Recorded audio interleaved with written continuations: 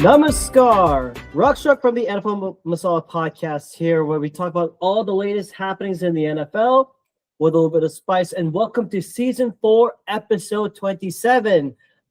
Today, I am here with one of our very special contributors, Mr. John Placente. How are you doing today? I'm doing pretty good, man. Thank you for having me back. Always good to have you back, man. And Anand, hopefully you have a good week. Hopefully you have a good week, man.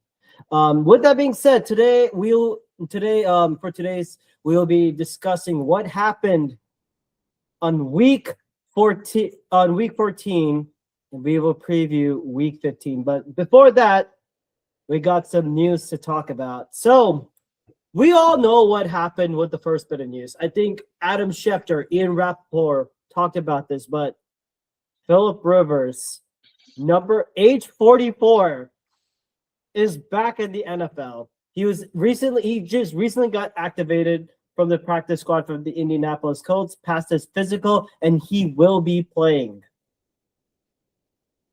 What are your thoughts on this? I'm kind of shocked that they brought him of all people back, because I feel like there are a few free agent quarterbacks that they can go out there and get. I'm not sure what the free agent market looks like right now, but I feel like there would be a better option than 44-year-old Philip Rivers. I think it's going to be fun. It's going to be interesting to see what he can still do. I saw pictures of him at camp, and he got big, man. Which, I mean, rightfully so. He's retired. But I also saw something where Cam Newton was kind of pissed off that they didn't reach out to him. Yeah. And hey, there's always Kaepernick. But yeah, no, I'm interested to see what he can still do. I don't think it's going to amount to much, honestly. But when you're desperate times call for desperate measures, and well said. They're most desperate right now. I don't know if it's like over desperation, but you could say that. Yeah. Oh, and the next bit of news. This is actually breaking the market news. I actually have this from according to Adam Schefter. The San Francisco 49ers are placing wide receiver Brandon Ayuk on the reserved left squad, making him ineligible to return this season and raising questions about where he will be next season. Wow. And at the same time, Christian McCaffrey was added to the injury report, and he's questionable for Sunday's game against Tennessee. That's two big hits right there. Yeah, and oh, wait, I have another one. Dolphins running back Devon A-Chain is expected to play on Monday against the Steelers. So that's fun. And I think, and also the one of the most updates we all heard about what happened with TJ Watt. He had a partially collapsed lung, and he underwent their surgery, and he's listed and as of now he's doing a lot better. So knock on wood, recover, buddy. Yeah, no, that's scary shit, honestly. A collapsed lung. Mm-hmm. Especially considering he was having a pretty decent year, too. It's really sad. Right. And the thing is, it was apparently some kind of I think according to his brother, JJ Watt, it was apparently like a dry needling treatment session at the facility. Something went wrong. He reported to the hospital. Luckily, they were able to take care of it, and thankfully, he's still here with us. So thank goodness for that. But I just thought we would talk about some stuff in the NFL, but we have to talk about the elephant in the room in college football. And I have to say, thankfully Anant is not here, because he is a Michigan guy, and I'm going to feel disgusted when I say this, but during the week, it was reported that University of Michigan football head coach Sharon Moore was fired after some charges. But yesterday, he was arrested for home invasion, stalking, and breaking and entering according to a criminal complaint. I literally have no words. What the hell happened? That is damning. Yeah, I really don't know who that's if that's just more about him or if that's just more about the Michigan football program. Because you have the cheating scandal that came out a few years ago, Oh and yeah. now you're entrusting a guy that goes out and does this with your children, with the kids that are responsible for growing up and making making this program what it is, Mhm. and just putting him at the helm of it, just such a disgusting person. Oh man. It's baffling, and I feel like Michigan kind of like has been overshadowed. Like the bad stuff's kind of been overshadowed by their success for way too long. Yo. And I'm glad that now it's finally coming to fruition that it's just a shitty program. I mean, granted, I'm a Penn State fan, so there isn't really much better to talk about there, but still. Yeah, and it's also like this, and I'm also like an alumni from the program that fired Mike Leach because of some stuff, and that was a fiasco of its own. But I'm happy that my school's in the college football playoffs, and I honestly don't care if we lose to Oregon or lose in the next coming rounds. I am here for the ride, man. That's all there is. But Jacob Rodriguez got snubbed for Heisman voting. I did see that, but then I'm like, I don't care about the Heisman because it's literally a QB award. The last I mean, Travis Hunter, Devontae Smith are like the last two non QBs Yeah. that have won the Heisman in the last 5 years. Rest of them have been QBs, and Jacob Rodriguez not making it. I mean, he won the Brock Nagurski, and apparently he just won the Chuck Bednarik Award and the Vince Lombardi Award. Yep. So I'm like, cool. But you know, it'd be even better. Texas Tech winning the whole damn thing and say, hey, we got a Heisman level candidate right there. I'd be very shocked if Rodriguez comes in the first round, but there are a lot of good defensive players. But I'm hoping for all the way, as I like to say, Reckham Tech, baby. Hope they make a good run. I'll still be proud of them. And I'm happy that we have a coach like Joey McGuire who can make us run through brick walls. He got us believing. That's what it is. All right. And with that being said, let us get on to week 14 recap. So, John, what happened with the Packers and the Bears? Oh, Take, how take the sweet lead. it is. Take the How lead. sweet it is. Green Bay had a tough one last Sunday. They played 3 o'clock against the Chicago Bears in Lambeau. Came up with the win on a last-second interception for Keyshawn Nixon. And, it's such a beautiful thing to see. There's 3 things guaranteed in life. I've been saying this for years. Death, taxes, the Packers beating the Bears. Caleb Williams was talking a whole lot of smack last year, saying, "Oh, we're undefeated at Lambeau," and then just to throw that, just because he had a wide open read too at the end. He had DJ Moore wide open, What and I he saw threw. that play, and I'm like, oh my god. Yeah, Oh my he god, just. it's like right there. It wasn't like it was a busted play. He had more. He just blew it. That's all there is to it, and it's such a beautiful thing to see. Because I was afraid of Caleb Williams coming out of the draft. I did see something different in him. We've seen it this year. He's been incredible this year.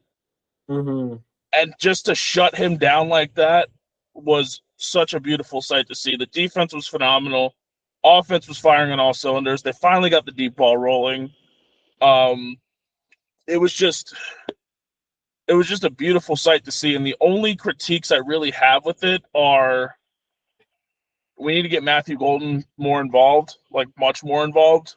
Granted, he is coming back from injury, so there's that. And then the other thing was, and this isn't even really with the team, it's just can the refs call a freaking holding penalty on Micah?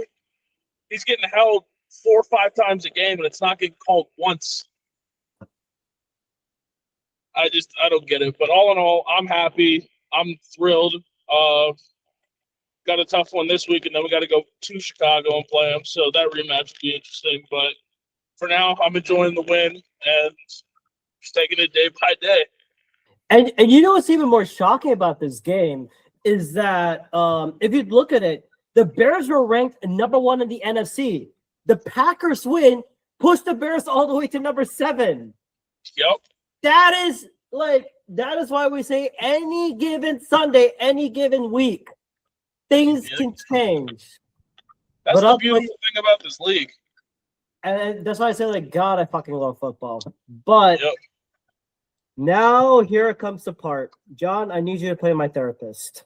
I need you to be my therapist for this one because I can't believe I'm saying this, but this Philadelphia Eagles season has broken me. It has broken me. It is not fun to watch the Eagles anymore. I mean, I've been a fan since I saw Donovan freaking McNabb play with the likes of James Thrash, Deuce Staley, Todd Pinkston, who could even fucking catch, L.J. Smith, Freddie Mitchell.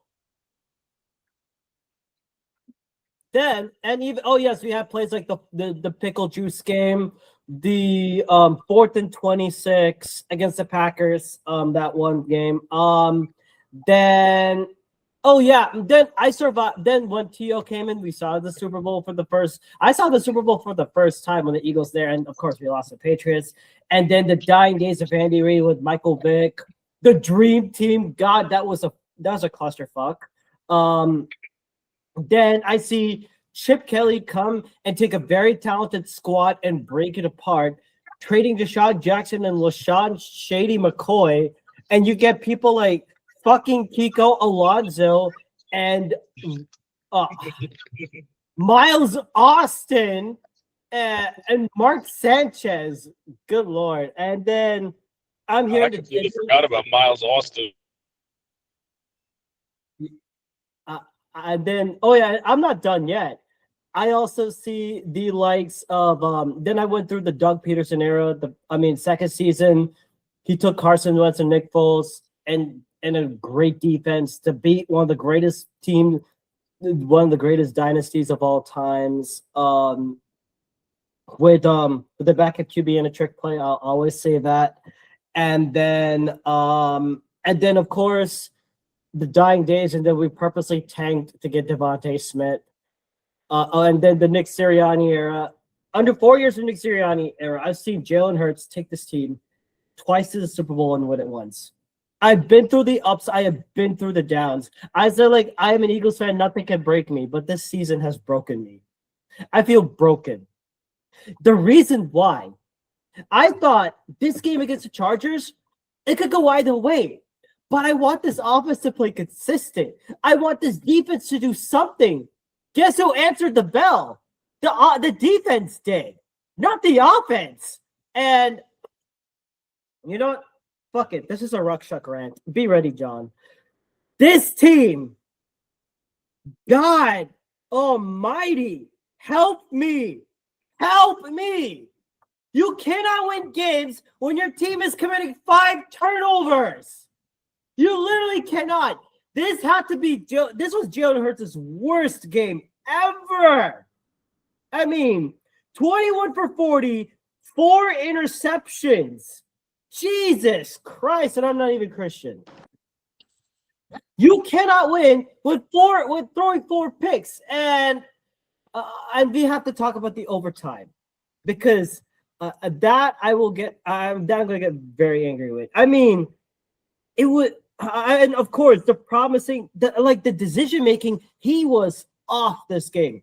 I don't know what kind of game plan Kevin Patullo was cooking, but it did not do jack shit. I understand that there was some rough ball involved, oh yeah, Jordan Mailata held. No, he didn't held. He held, but apparently he wasn't called for. There, I could attribute this to so many different things. The Eagles are able to move the ball effectively. Hey, he had 365 total yards, but guess what? You had 2 opportunities to go into the red zone, and you could not get touchdowns, but instead you got fucking field goals. You had several drives inside the Chargers' 40-yard line, but the 4 turnovers. There were 4. Jalen Hurts threw for 4 picks. That was against a good and average defense at best. While I drink this tea, just tell me, Shaq, if I should be, if I should be, if you could stray away from me from the cliff. Honestly, see, most of my family is Eagles fans, so I go through this every year. They go through ups, they go through downs. They have a great start to the season. Everyone's thinking Super Bowl. Then they lose a couple games, and then it's fire everybody. Jalen's a bum, blah, blah, blah. And then they turn it on at the end of the season. I think the team is fine. I definitely think there needs to be some tweaking. I think Patullo needs to go because that play calling was the death of Philly on Monday. Oh my God. The Count Patullo play calling. Okay, I want to go through this overtime sequence with you. Please bear with me on this one because I don't make sense. So 4th and 5, like they have to convert it, but then they force the offsides. I thought that was well done by Hurts. Don't get me wrong, that was a good play call. But on the 1st and 10, after you get a very big first down, why the hell are you throwing it to Jahan Dotson when you know Dallas Goedert was open on this play? And don't get me started on A.J. Brown. Ever since he started, I mean, I know he wants to play well, but ever since he made those complaints, past 3 games, he's had over 100 receiving yards, but he's dropping the catches when we need to. There were 2 plays, if you think about it, before Jake Elliott made that field goal to make it 19-16. Jalen Hurts throws a beauty to A.J. Brown. He catches that, it's a touchdown, game over. I don't think the Chargers ever come back. He had so many opportunities and he dropped it. Drew crucial passes. That would have been games that match. Yeah, so especially with how much he's been complaining about not getting the ball this year. He dropped the crucial pass in the Packers game. He did it in the Chargers game. I don't know what's going on with him. What? And also like the route running, it's so bad. You can even diagnose it. Hell, like even your members of your family, who some of them, if they don't know football or don't know that deep into it, they can call better plays than Kim fucking Patullo, as far as I'm concerned. Honestly, yeah. I honestly think he holds the Madden playbook as okay, help me run this route. Or hell, Google AI or Chat GPT can do a better job than this shit. This team has broken me. But you know what? I will say this. This defense, holy crap. The Eagles defense came to play. Yes, we allowed that one big Omarion Hampton run. But what they did after that, forcing 7 sacks on Justin Herbert's. Well done by this Eagles defense. Jordan Davis, Byron Young, and Jalen Phillips both came to play that game. Yeah. And Adoree Jackson got himself a pick. I was like, oh my God, of all people, Adoree freaking Jackson. Hell froze over. Adoree Jackson got a pick.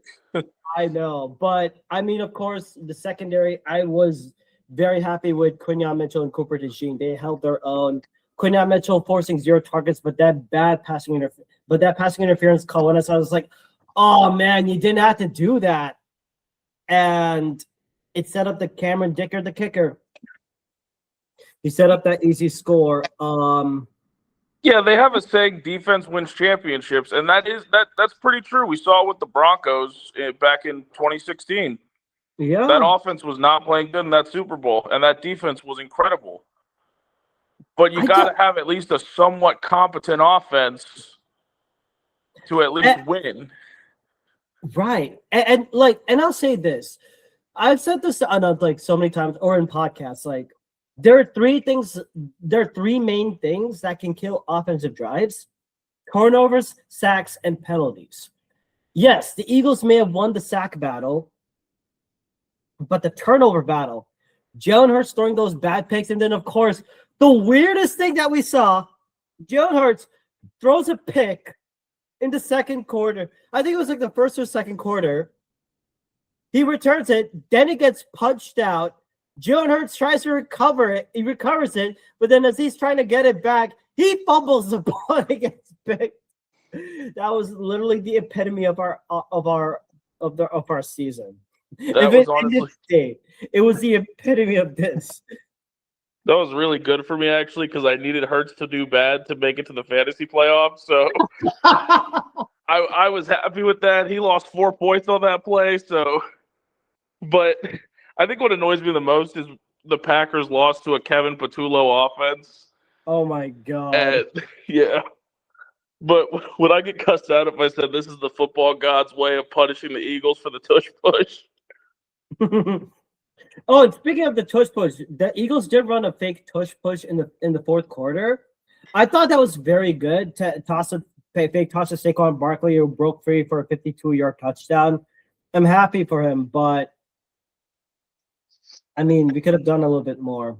I felt that this team, I mean, it's like we have the tools, but what is it?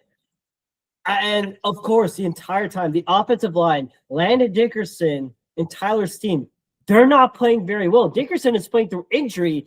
Steen and Dickerson are rated in PFF below in pass protection. They're so bad. And Cam Jurgens is injured to hell. Like, what are we doing? This offensive line cannot block properly. Saquon is not able to get the lanes in order to run through. And you're trying to do so many things. You have so many different looks. And this is like a collective team effort. Not just on Jalen Hurts. I also put this on the offensive line. I put this on Jeff Stoutland, the offensive line coach and run game coordinator. And I also put this on Kevin Patullo. And also on Nick Sirianni. Because Nick Sirianni is still sticking with Kevin Patullo. Like, Nick Sirianni. He wants to be CEO head coach, and he preaches on the details and being thorough and not making mistakes. Genius! We made so many fucking mistakes. We had this game won, and we blew it. I really feel for Vic Fangio, man. I really do. Yeah. Anything that you could say that could help me come off the ledge.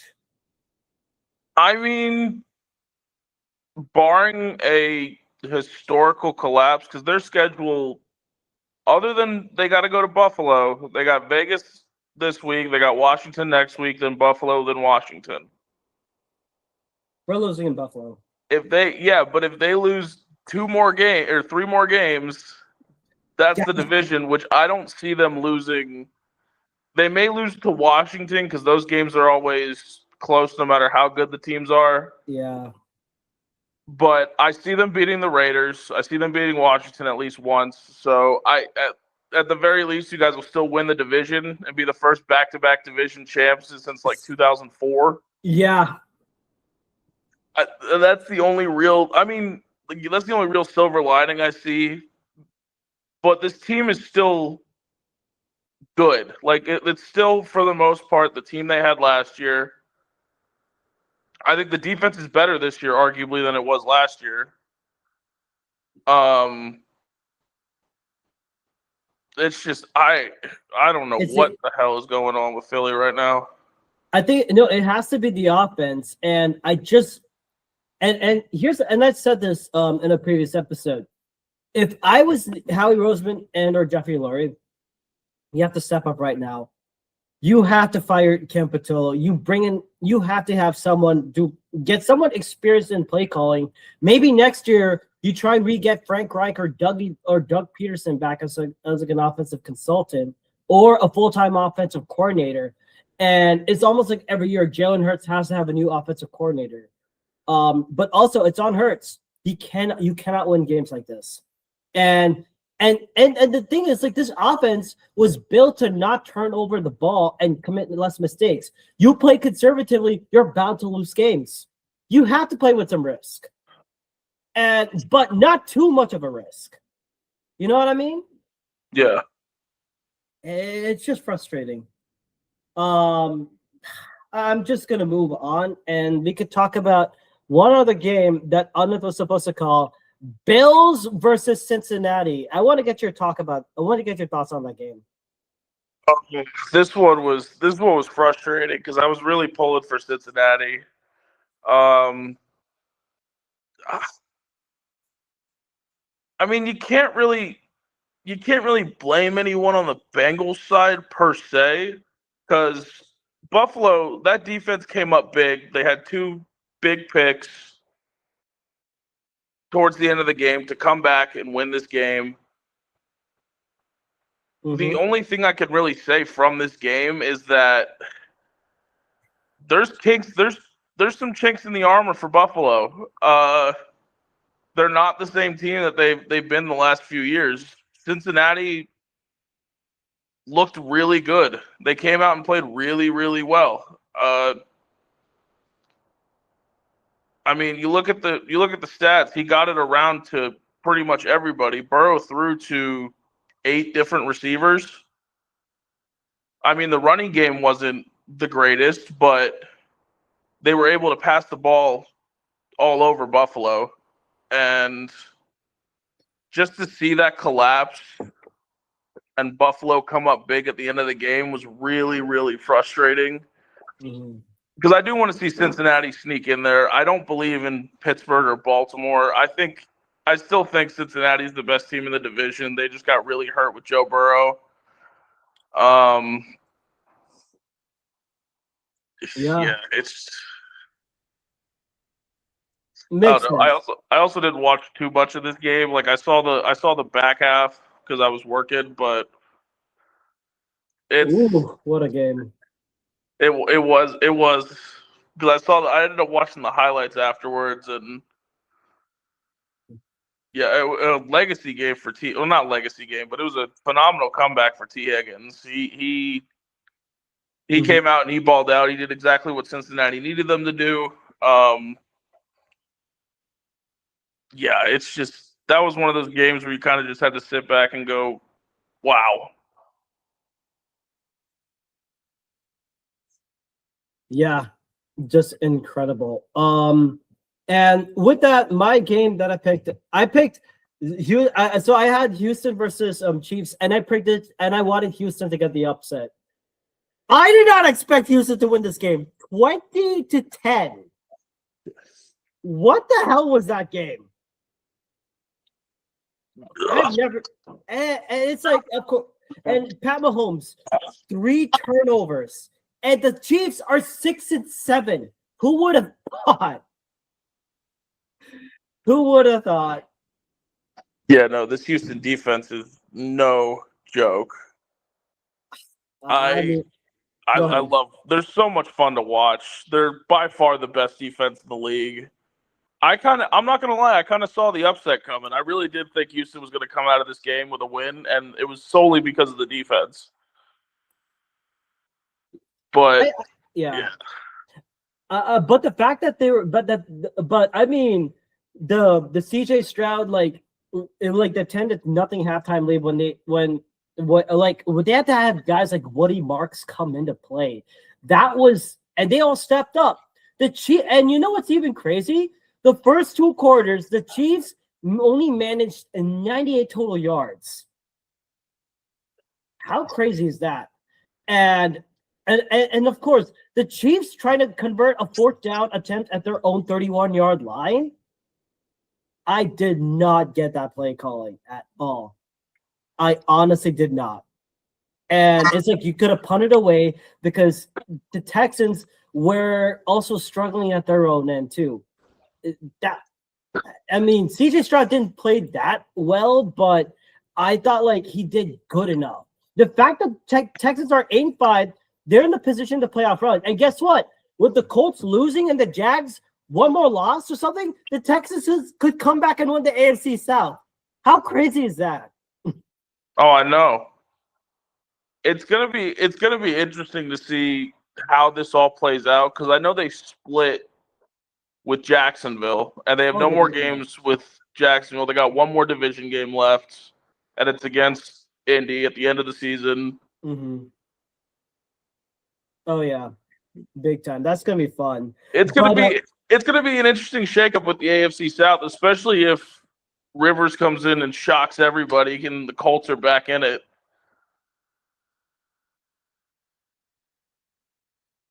Just crazy. Yeah, it's gonna be it's insane. But then again, we love the crazy in the NFL. That's for sure. And with that being said, I will do a quick rundown of all the remaining games, and we would call this a minute recap. But I will take over. John, you can add in anything as you can on this one. Are you ready for this? For a quick minute recap section. Seahawks versus the Falcons. Seahawks win 37-9. Day 4, the Seahawks defense just dominated, forced turnovers, and held the Falcons to single digits after tying in the first half. And this is right after the foul. I think this is like this is coming off like the Thursday. This is before like this upcoming Thursday, like this week's Thursday night game in which the Falcons shockingly defeated the Bucks. Holy crap! What an ending of that game. Steelers against the Ravens. Steelers win 27-22. Aaron Rodgers finally gets a win over the Ravens. I think the Ravens are pretty much done after this year. Like Lamar Jackson looked completely off. Titans versus the Browns, a true tank bowl to begin with, 31-29. The Browns win this tank bowl matchup by losing this game. It was a back and forth effort, but then Shedeur Sanders had himself a good game, but it was a block punt and some last minute defensive takeaways. Jags versus Colts. Jags are now in control of the AFC South after Daniel Jones' season-ending Achilles injury and multiple Colts turnovers. If you shut down Daniel Jones and Jonathan Taylor, this offense is pretty much like easy to guess with. Shane Steichen has to do something. And maybe Philip Rivers comes into play, but I don't know. Vikings against the Commanders. So, Vikings, after being shut out last game, they decide to shut out the Commanders 31-0. They just dominated, and the Commanders are officially eliminated from playoff contention.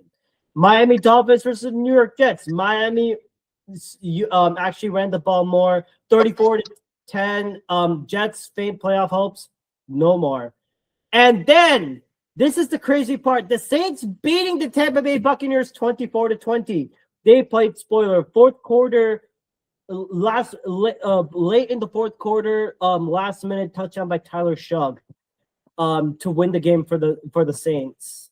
And now with this Thursday game, Falcons beating the with the Falcons beating the Bucs in the last minute field goal. You know who's up front? Who's in front in first place at the AFC in the NFC South? The Carolina freaking Panthers. There's some collusion happening. There's collusion. Yeah, I'm excited to see how that shakes out too, because the Bucs have not looked the same in these last few weeks, and Carolina's looked really, really good. Yeah. And then Denver Broncos versus the Vegas Raiders.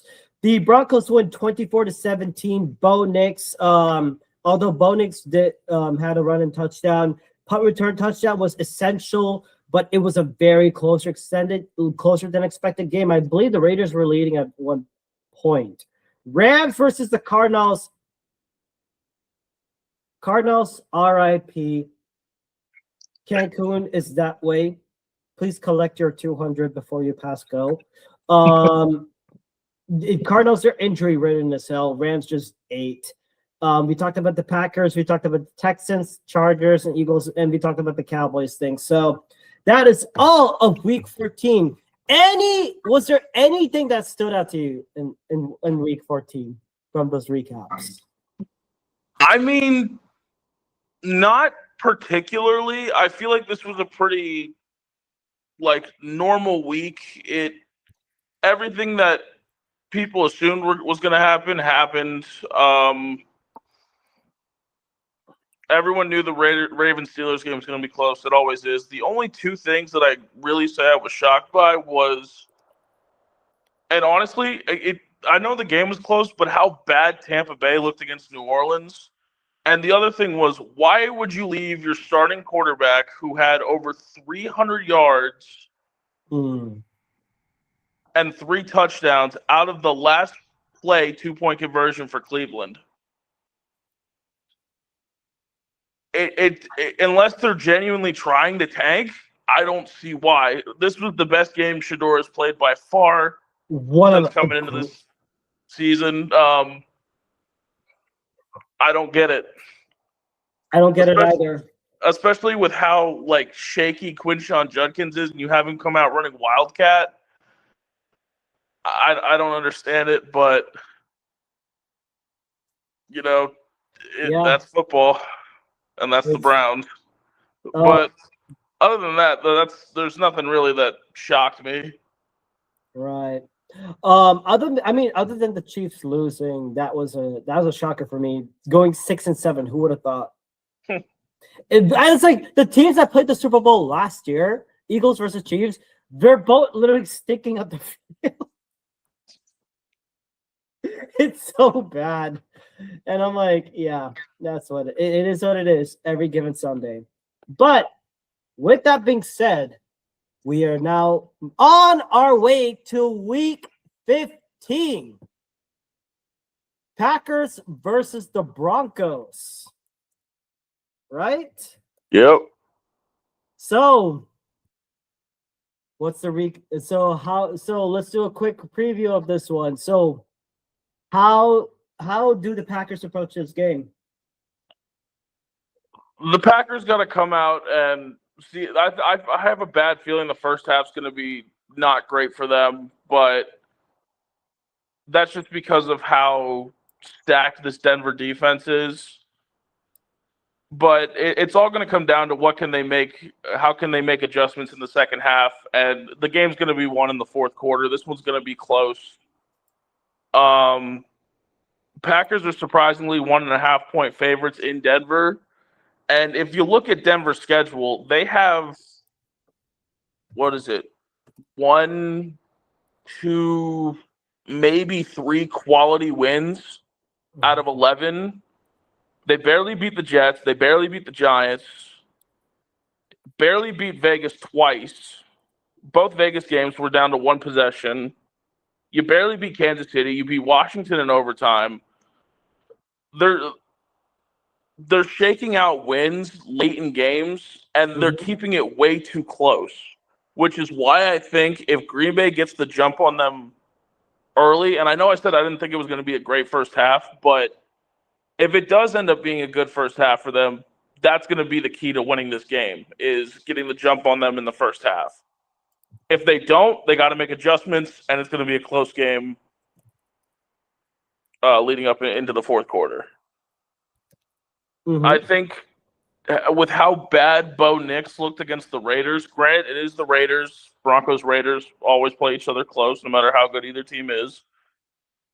I think this Packers defense, especially the defensive line, if they can get to Bo Nix and get at least 3 sacks in this game, they're going to win. And they got to win the turnover battle.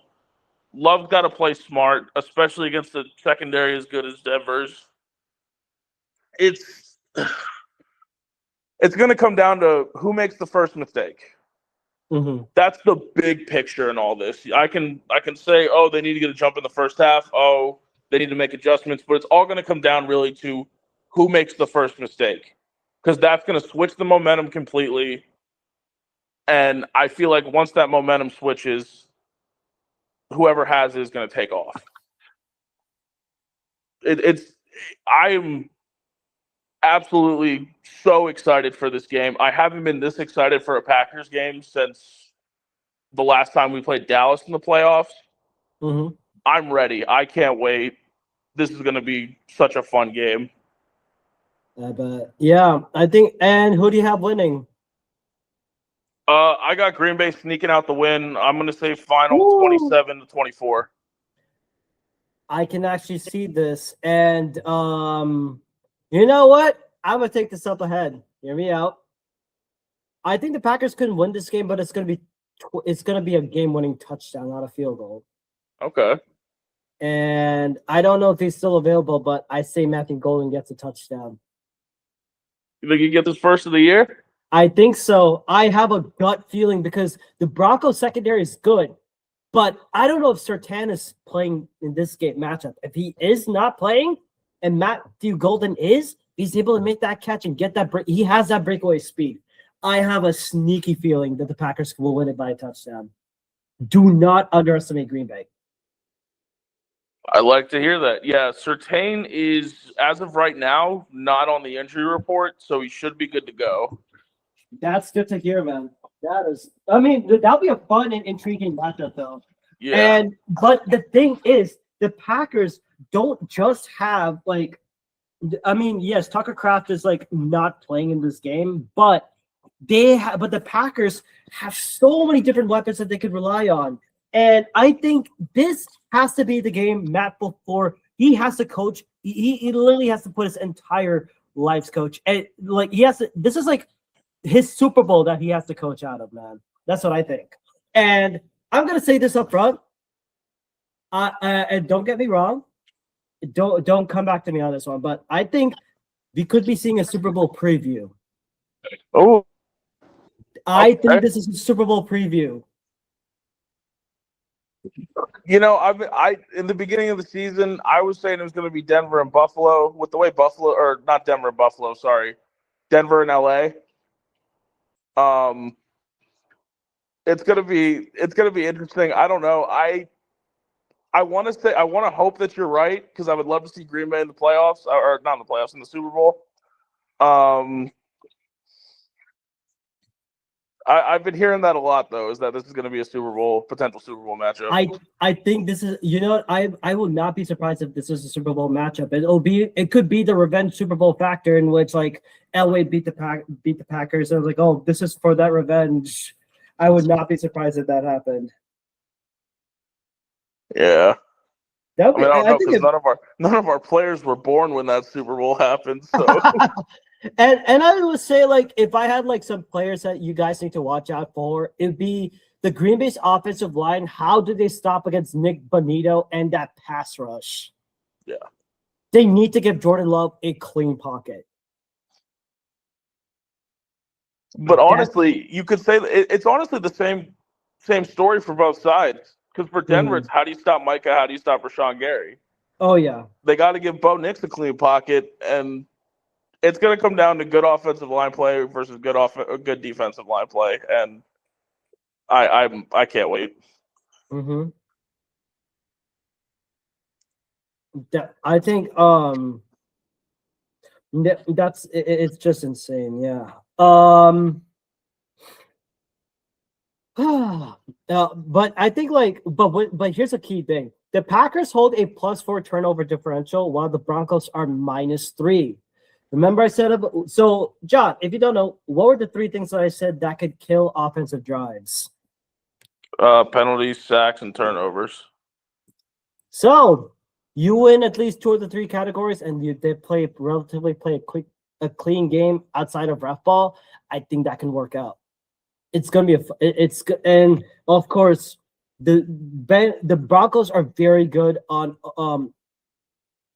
like they have to it's basically who wins the battle in third downs, man. It is going to be it's going to be a very close game, but I have the Packers winning at 31-24. I have a sneaky feeling it could happen. Okay. And now Eagles versus the freaking Las Vegas Raiders. Oh my God. I mean, how much can you really say about this? Vegas coming into Philly? You can't seriously be scared for this game. I am not scared for this game, but I am scared. But I mean, like, it is, but like this, the way that this team has played so bad. Someone shared with me the Ticketmaster prices. Shout out to Kelsey at the Swoop Boys. They're $83 a ticket. That's how bad the vibes are. It is so bad. I mean, yes, we may have the superior roster, but and now we do have an update. Geno Smith is not going to be playing because of a shoulder injury. Kenny freaking Pickett is the starting quarterback for the Raiders. I will never hear the end of this. It could be a low-scoring, ugly game. Raiders are ranked bottom in offensive, except for like points allowed per game and total yards allowed per game. It's just bad. Yeah. Like very, very bad. And for this one, how the Eagles can win this game. If I'm looking at this on offense, the Raiders are ranked 16 against the run. You have to run the freaking ball. I don't care what it is. Don't let Saquon run inside. I don't want any inside runs. Swing it outside if you need to. Yes, Max Crosby and Devin White are going to be the only, and Tyree Wilson, I think, are going to be like the only main defensive players that you have to keep an eye out for. But come on. You can't lose to the fucking Raiders of all teams. I mean,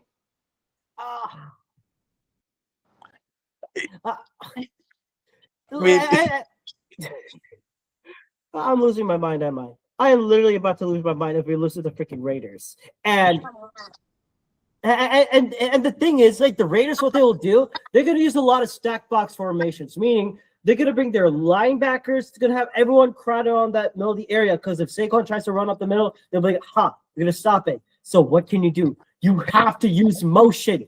Campatulo hasn't done shit with motion in a while. So use more motion, use under center, and play action. When you use these three things, it does wonders. Don't run it from shotgun every single time. Yeah, I mean, I really do think you're thinking too much into this. It's the Raiders. They have nothing good to offer. Philly's a minus 12.5 point favorite, and the over-under is 38.5, with the majority of the points most likely being for Philly. Yeah. I think you're thinking way too much into this. Granted, the only way they're going to lose this game is if they look forward to next week in Washington and they don't focus on this game. But now we're at the point after losing 3 straight games, everyone's saying like, oh my God, it's another 2023 collapse. You have to focus on every single game now. If we want to claim the NFC East, at least one home playoff game, we know we're going to go on the road. We know we're not going to win the number 1 seed. It's not going to happen.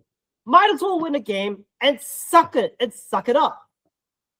Because I'd rather, and if it happens and we get on this big one, I'm like, inject that false hope right into my veins, suckers. I'd be like that. John, you're watching me lose my mind. I'm like already, what do the new kids call now? Crashing out? Yeah. That's what I'm at. That's where I'm at, ladies and gentlemen. I am crashing out because of what this team has done to me. I love my Eagles, but this shit cannot happen. I want some consistency in this offense. I don't care if it's a shitty team like the Raiders. I want a blowout game. And here's a matchup I was looking at, and I didn't know this. Eric Stokes versus A.J. Brown. A.J. Brown, you want your targets, but no. This is the game where Devontae Smith and Dallas Goedert have to go up against. And because of A.J. Brown, I know you're going to bitch and moan about it, but because you have not been catching the deep ball, I think Jalen Hurts has to look through his reads more carefully. You got to do better than this, Hurts. You cannot have you cannot have one of those 5 turnover performance games. You got to protect the ball. Max Crosby is very good. Do not get me wrong. Because Crosby coming from the edge, he can not only line up from the edge, he can line up from like inside the interior as well, knowing how bad our guards have been playing. And you have to protect the football. Saquon Barkley, he has to run outside. That's what they got to do. And also, I'm almost done talking about the offense, but they have to use a little bit more quick tempo and no more mistakes on the offensive line. I don't want any last minute penalties. I don't like that shit. I don't. But now on the Eagles defensive side, it's going to be easy. I think the only guys that I have to look up against, just correct me if I'm wrong, Ashton Jainty and Brock Bowers. Those are like your only two targets. I mean, Jordan Davis, Jalen Phillips, Nolan Smith against this Raiders offensive line. Eagles should be able to get this. And to contain Brock Bowers, who is a mismatch problem, and he's leading the Raiders in receiving targets. I would say maybe in one of those games you try to put Cooper DeJean on him, like he held up his own against Lad McConkey, but a tight end like that, maybe you try and put in Reed Blankenship or the exciting whites all together. Like maybe you double bracket, still keep Quinyon and Adoree, and if Quinyon gets a pick six, good for him, whatever. But I think this may be one of those rough games for Kenny Pickett because this defensive line, I honestly think you don't need to blitz. You just need to run 4-man, 5-man rushes and let your linebackers in Nakobe Dean and Zach Bond play coverage. And in some cases, I want to see more snaps from Jahad Campbell and Jeremiah Trotter Jr. And it'd be even more interesting with Brock Bowers. Maybe you, like as I said, bring a safety over up on the top. Maybe you put in like a guy like Nakobe Dean or maybe you put like Quinyon Mitchell on him, and you can use some kind of zone coverage on him, mainly cover two, and just a wall of Brock Bowers. Because Brock Bowers is a good yak guy. He's a thrive in a run after catch, and of course heavy pass rush. If you were able to pressure Kenny Pickett with a 4-man, 5-man rush, easy. You don't need to blitz that much. And also pre-snap motion and disguised coverages makes it harder. And like you could quickly switch from zone to man coverage. I think you could pull this off. And to see a lot of Ashton Jainty would be goal number one. How you are able to hold off against the run after the Omarion Hampton and Kamani Vidal, I think you should be able to do so. I think. Oh. This game. I don't know why I'm fretting about this game, but apparently we're at this stage, so I have to fret about this game. With that being said, I have the Eagles winning a very ugly game again. I say 24-10. I hope we win this game. I hope it's a blowout that we have to put in the likes of Tanner McKee, which everyone is so clamoring about in the fourth quarter. I want this team to play start to finish, dominate. I don't want to see any punts. Because if I see a punt, I'm pulling every single one of those boys out.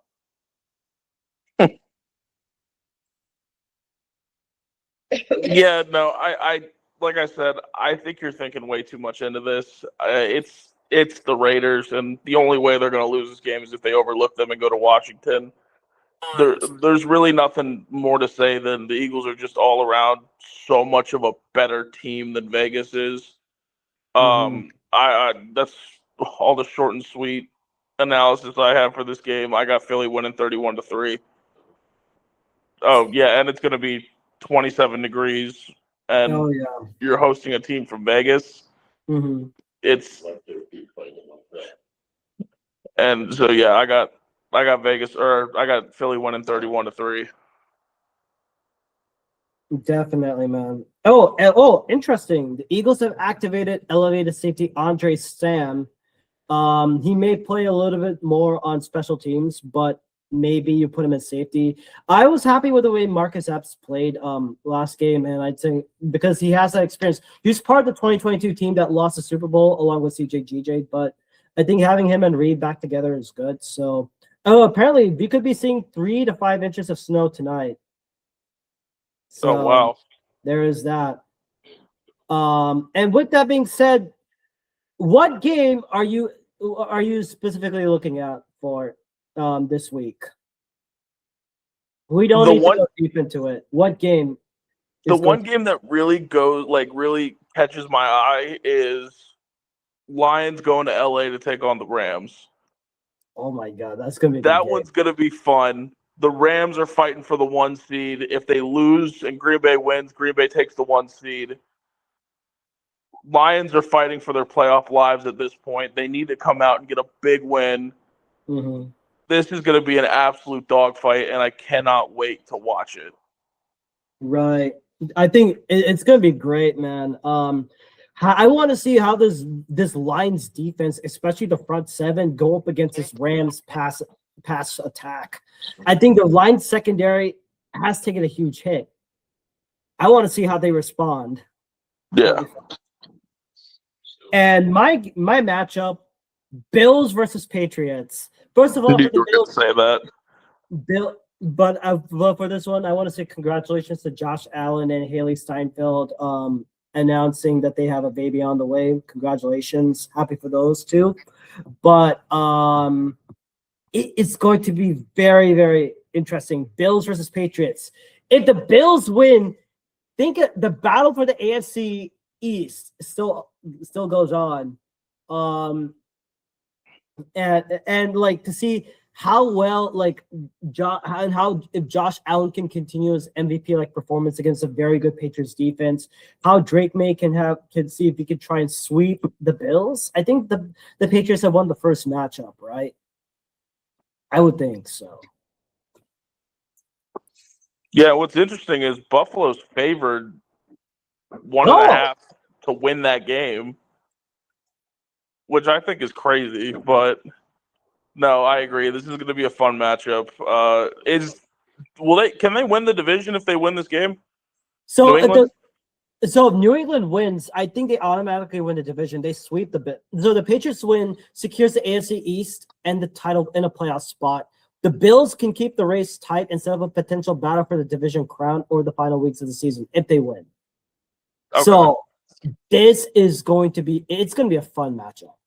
And I think like if I'm the Bills, run it with James Cook and pray to God that your defense can force a turnover at least. You'd have to have like if Josh Allen has to play a full perfect game like he did in the second or the fourth quarter, like in the fourth quarter with the Bill against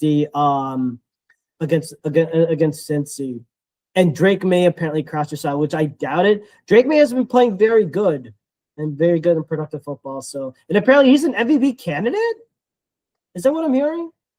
Yeah. Yeah, which is weird because I did not think his name was going to come up in that conversation this season, but here we are. Yep, and I think it's going to be a very close game. I think, hear me out, Cameron, if you're listening to this, do not get angry at me, but John, I think it's time we bring out the brooms. Patriots are going to sweep the Bills 27-20. I mean, I think I got to agree with you there. Granted, New England really hasn't had any quality wins this season other than Buffalo. Yeah. So I think, and they're on home turf. They're in Foxborough. There's no doubt in my mind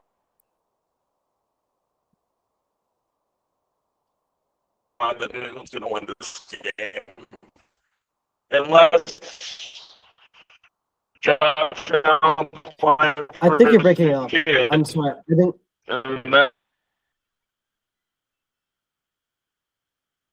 Wait. In that case, who knows? Yeah. I didn't hear the last bits of it. I think you were breaking up a little bit at my end, from my end. Oh. Hello? Can you hear me? Yeah. Okay. So, yes, I can hear you. So I didn't get the last bit of it. I do apologize, but I may need to ask again. Like, what was it that you said at the very end? Hey, John, can you hear me? Hello. 1 second. Hello? Ladies and gentlemen, what? Hello, John, can you hear me?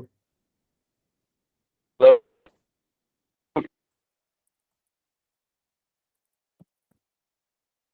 Okay. 1 second. 1 second. Wait. 1 second, folks. We're having some technical difficulties. 1 second. Hello? Let me check. Hello, John. Can you hear me? Hey, John. Can you hear me? Let me try and I call can you hear you again. now. Can you hear me? Yes, I can hear you. Okay, I don't know what Okay, I happened. can hear you. Yeah, no, my Yeah, internet's just so crappy, and I was sitting outside. But all all good. I was But saying was really that I don't see. There's no doubt in my mind that New England's going to win this game. The only thing I can think of is if Josh Allen's playing for his new kid, then maybe he's got that super dad syndrome, and Buffalo absolutely oh, yeah. annihilates them. But it's definitely going to be a fun game to watch either way. It's gonna be a great game, and I don't care like win or lose. But between the Bills and the Patriots, just gives a fun football game. We're all suckers for that. Yeah. All right, and with that, and so if you had a final score, what would it be? Final score. I'm going to say New England 34, Patriots 28. Wait, Or New I'm sorry, England New England 34, Buffalo 28. Woo! That's a fun. Oh man, that's gonna be a good game. All right, and with that being said, this concludes our episode of NFL Masala. Thank you so much for listening to this.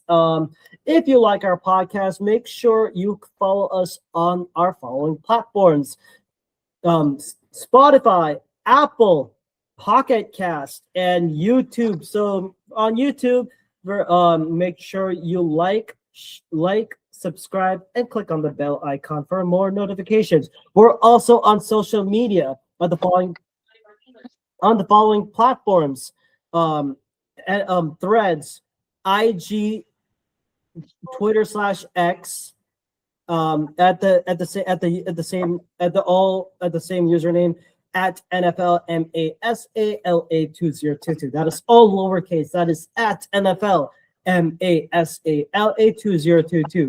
And John, where can we find your takes on football, and where can we find your channel or your social media? You can find me on Instagram, Twitter, anything like that, on at JPlacente_2812, JPLACENTE_2812. Mhm. And yeah. That's awesome. And with that being said, any last words you want to say is and we'll hit you up with our catchphrases. John? Go Pack Go. And fly, Eagles fly. Take care and have a good night.